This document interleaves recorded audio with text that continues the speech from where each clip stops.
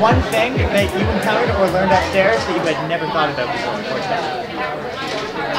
I learned that people in poverty aren't always like, poor and dirty, and like they're the normal people that have bad things happen to them and they can't help it. Like they have potential, but they need help to meet it.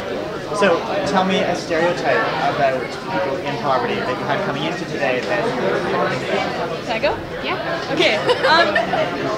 It's a prejudice that people that are not as well off usually don't go to school and like are uneducated, but we found that that's not always the case. That life in poverty is a lot harder than it may seem, that they're not lazy beggars who just sit there from welfare, that they're actually trying to better their life and the life of their children.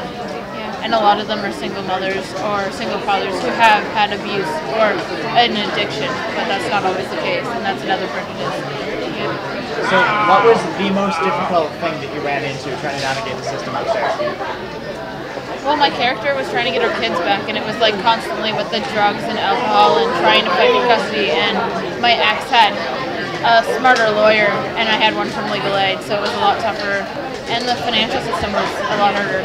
I was on ODSP. It was hard to get money, yeah. I needed like $75 just to get an ID for my son, and I could hardly even get that for some other people. I couldn't get a loan for it either, so it was just really hard. And people were just sort of prejudiced against you just because they knew that you were living in poverty. So yeah, sort of.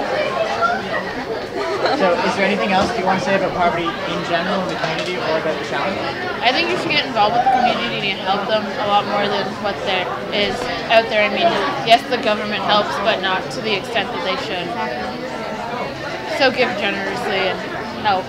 Just, people in your community, like talk to them, find out what's going on, and try to see if you can help them anyway. Break down the barrier of prejudice. Very much.